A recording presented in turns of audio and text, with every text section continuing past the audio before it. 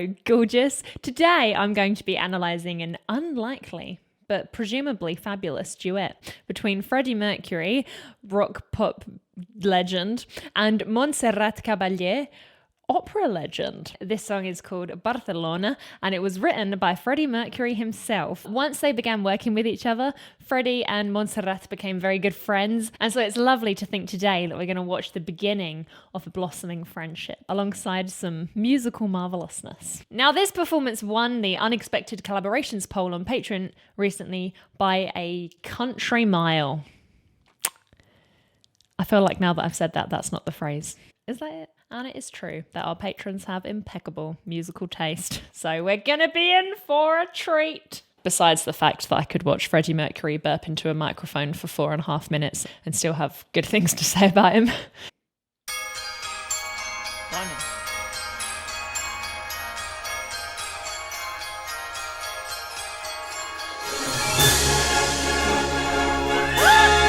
Oh, it's fabulous already.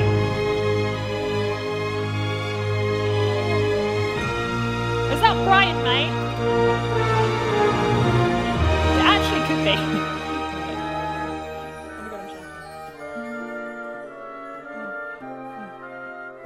Aww.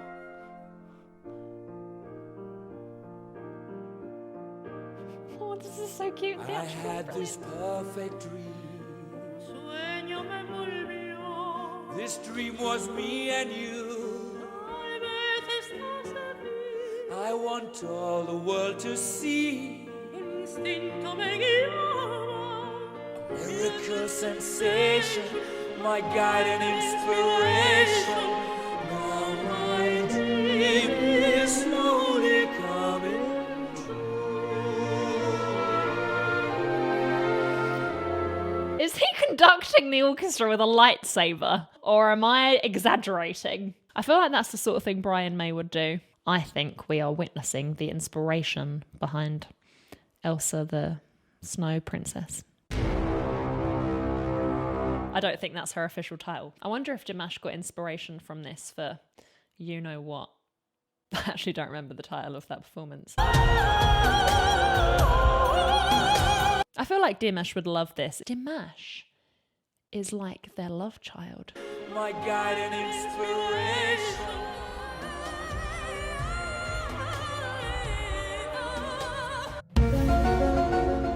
No, but for real. If someone asked me to imagine Dimash's parents, I would probably draw them this picture. I'm just saying. Wouldn't be completely unreasonable. I would bet my bottom dollar that Freddie Mercury composed this piano part. This is just so him compositionally, like a big swelly intro that builds and then it drops into a gentle piano sort of repetitive chord.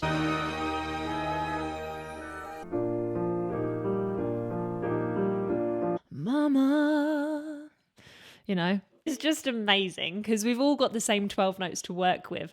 And when you can tell, based on the nuanced arrangement of those 12 notes, who in the world composed it, you know that you've got a very special composer indeed. Wind is a gentle breeze. Wow.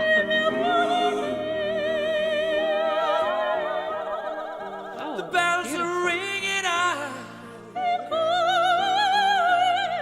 They're calling us together, guiding us forever.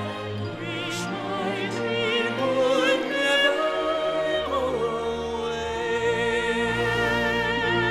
Cool. So up until this point, they've either sang separately or in octaves. He's done the lower octave, she's done the higher octave. Now, when they're singing the line, they're calling us together, they're singing in harmony. Isn't that sweet? Calling us together, guiding us forever. The line after it was so gorgeous because they both partook in a little melisma, which is basically a fancy word for a riff, and they made it their own in their respective octaves. Freddie naturally took a much more contemporary approach. Will never go away. And his voice was travelling sort of forwards and down to get that effect. But her voice remained in this cry position, which is what we call this opera shape where their larynx is tilted. So it's all stayed here. She's been able to keep this very specific placement without sacrificing it. A couple of those choristers, I guess you would call them, have very specific vibrato. I've never heard that as a backing vocal before.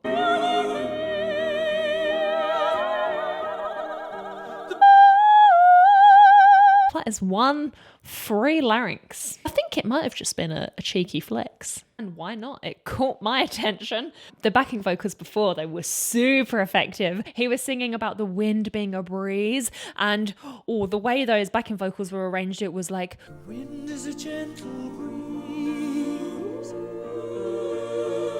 very breeze-inducing mentally.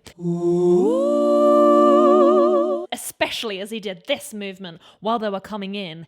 It was really like he'd open the door and let a big old draft in a beautiful musical way.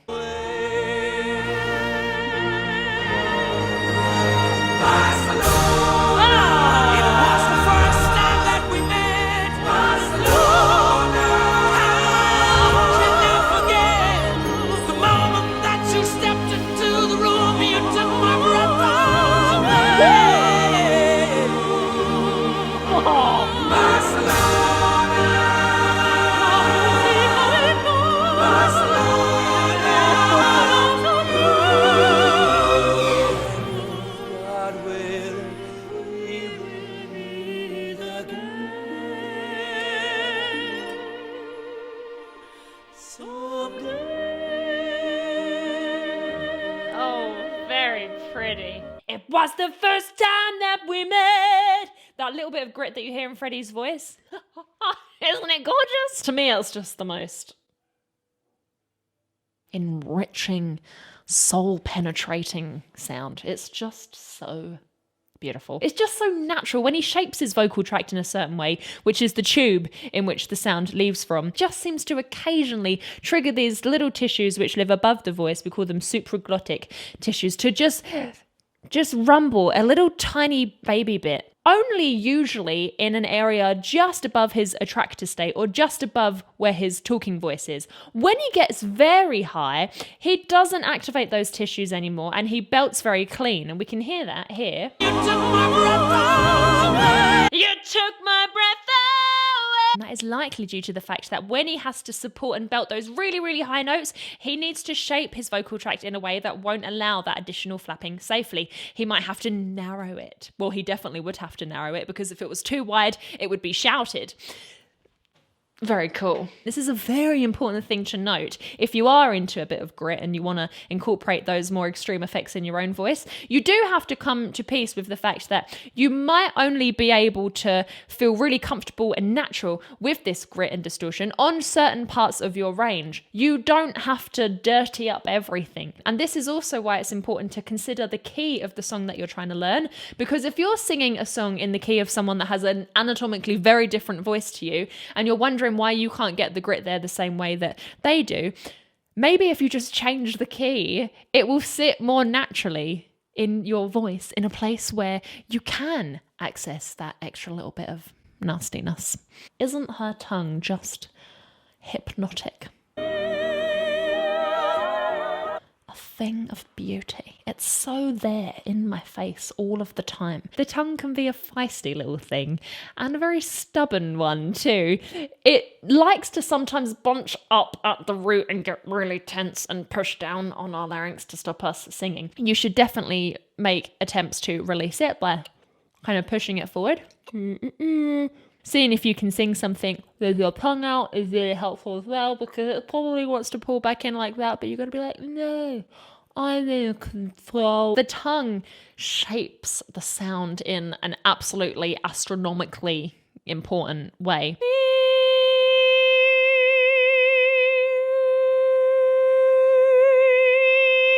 I'm really really only changing the tongue position. So we can begin to understand the differences between classical bel canto singing, what she's doing, and contemporary singing, what Freddie's doing. If we think about singing in two elements, the vocal folds, the things that actually close to make the sound, and the larynx, the actual voice box that can be moved in various positions. It can go up and down and forward and back. And you can think about the basic position of classical singing as in the leaf of the stem of the flower. It's down and forwards most of the time. And the larynx placement for contemporary singing is just a little bit more liberal. We put it up, down, left, right, back to front, not the last two. And that leads us to our next component, the actual vocal folds themselves.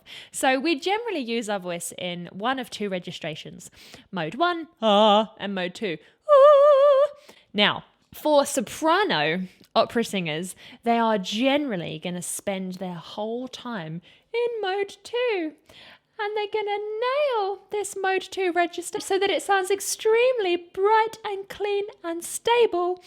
And they'll do something which some people like to call bring down head voice, where they'll try and make this mode 2 as low as possible without it dropping naturally into their speaking range. It's going to give them a huge sweeping range without any breaks.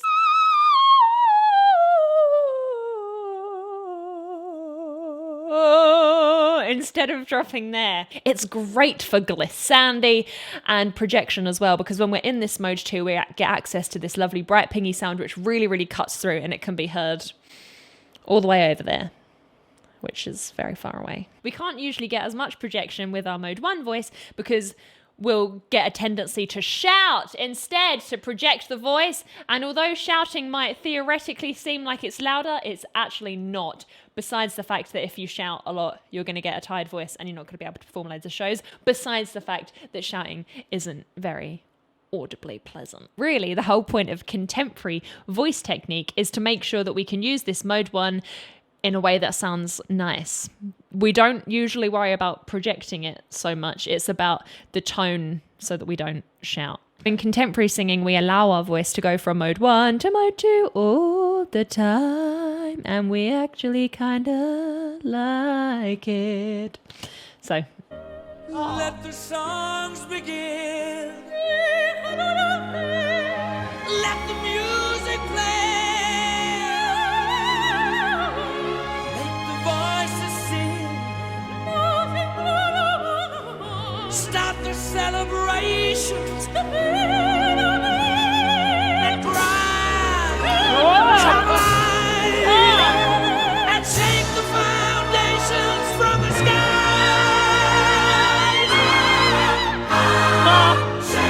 very quaint.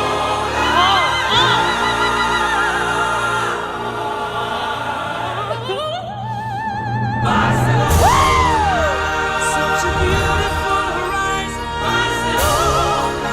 Like a jewel in the sun. Por ti seré gobierno de tu vida.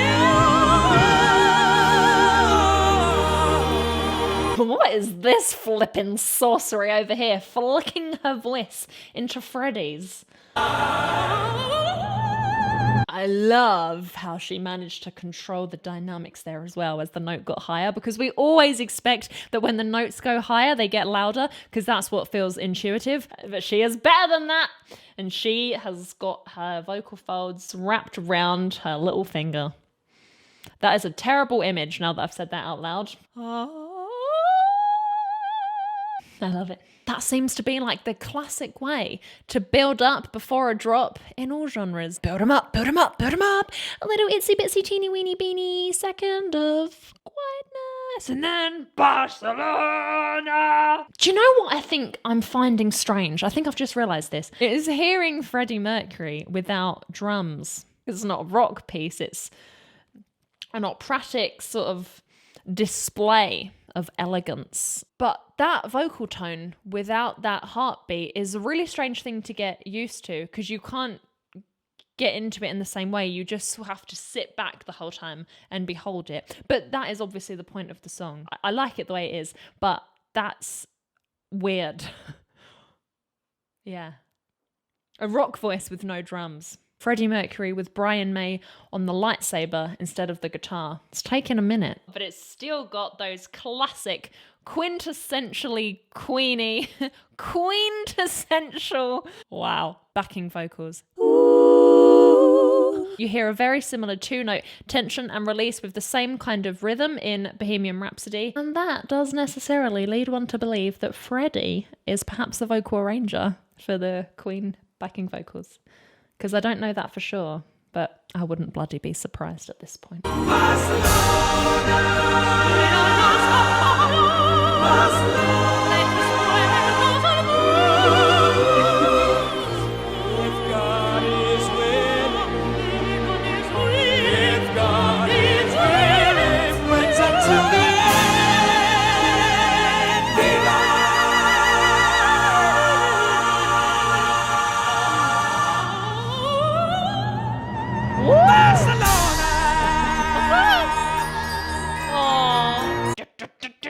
It's giving me a lot of Phantom of the Opera. Not that in particular. That was a side thought that came in on that. I was just going to say the cellos were really aggressive and fabulous and give me that drive that I want. It's also very reminiscent of Phantom of the Opera. Sing! I would assume that they're both fans.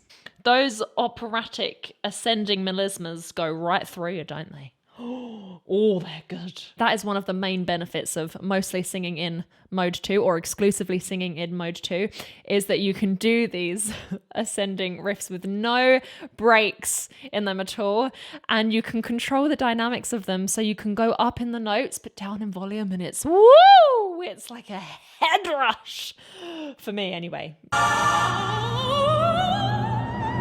Barcelona!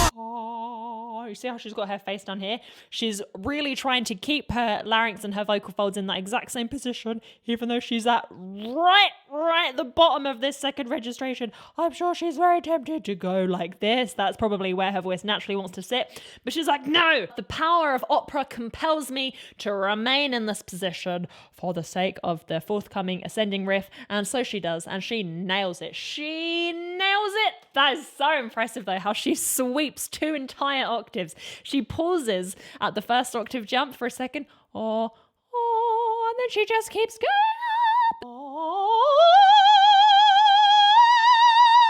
up. I don't know what I'm doing. So this was on the note B flat that she did this 2 octave flourish, and then Freddie hits another beautiful B flat, but in that range we were talking about earlier where it's just above his natural voice, so that he can add this grit and we get a Barcelona, and it's a B flat on the bloody word Barcelona. B flat for Barcelona.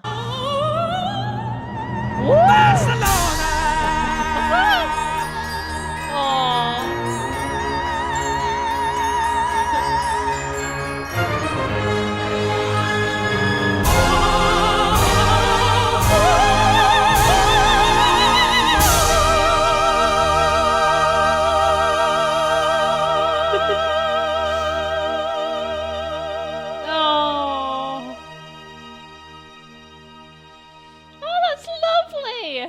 Oh, I love a good 80s freeze frame ending. Oh, I miss those. Oh, that was so sweet. It just brought tears to my eyes because of how adorable they are. Aren't they just cute as a button? They're both on very different ends of the musical spectrum, yet neither of them seem to have compromised their singing style in any way. But it still works. Her voice has got that very bright, pingy squealo. Freddie's voice is obviously super warm. This energy and synergy that they're exuding together seems to be coming quite naturally, and I definitely don't get the impression that they're trying too hard. They seem to be having a wonderful time, and that is truly what's magnetizing about this performance, is that everything they're doing is rather unpredictable, so I daren't look away. Freddie is so electrified here, isn't he? It's adorable because it seems like Monserrat has kind of enabled him in a way. She's brought out the best in his theatricality. He has probably the most natural pizzazz of anyone I've ever witnessed. And it's so beautiful to see how that seems to really have been amplified in her presence. The same way as Freddie has probably encouraged her to be a little bit more expressive in a liberal free way. I can imagine that performing a specific character in a specific opera has restrictions, you know, you have to play the part. But she doesn't have to play a part in this performance. Maybe for one of the first times. She just gets to be her sparkly, shiny, queenie self. Immersion in the moment. We all need a bit more of that. And this is a prime example. Stunning. What a spectacle. Bloody hell. They really pulled out all the stops for this. And I mean, rightly so, because if you're going to gather two legends to produce some kind of musical work, you better raise that budget. Give everyone a candle. There better be flames, princess sparkle capes, and lightsabers. And it's also given me a new appreciation for opera as well. It's not ever something that I've been interested in, but I might be. Maybe I'll take some opera lessons. That would be fun. Maybe I could bring you along. Maybe I could make an opera class vlog. That sounds fun. I don't know if that sort of thing is allowed. The point of singing, to me, is all about freedom and expression and getting your voice to do things that you want it to do, rather than fitting your voice in a sort of pedagogical set of rules. But when you see opera in this setting, like out of the setting of an actual opera, you can kind of get a deeper understanding of the benefits that opera singers have. For example, their ability to do absolutely delicious ascending riffs. I can't believe I said delicious. We have definitely witnessed greatness this day. Dimash must be very proud of you both. So before you pop off over there, I'm just going to read you out today's oracle card. Today we have the Chinchilla of Change. Some people thrive on change, others freak out. Just know that change is necessary. It's natural, and even when it seems crap, we can often look back and see the bigger picture. How can you embrace change in your life more rather than avoid it? Change brings new abundant energy into your life. Grab a piece of that action. Oh, thank you so much for watching today's video. I do hope you enjoyed it as much as I enjoyed making it, and I hope it was good enough to warrant your like and hopefully your extremely valuable subscription to this channel. I'm going to go off now and warm up because it's bloody freezing in here. Didn't wear a jumper. But if you're already nice and snuggly, then you don't have to go anywhere. You can watch this video if you enjoy unlikely collaborations. I think this one will really blow your mind. I'm not going to say what it is because I don't want to give away the surprise if you haven't seen it, but it's probably my favourite performance that I've analysed here on the channel. If you're here at the premiere, big premiere hug for you. And if you're here at any other time, then a big hug for you too. Love you loads. See you next time. Mwah. Bye. So cold. Maybe that's what angels sound like. I wouldn't know. But she's also an alleged legend. That's fun to say. Get out and stay out until I tell you otherwise. Because it's supernatural. Very, very big deal indeed. Oh, I said that with a bit of vocal fry at the end. Yes, it is.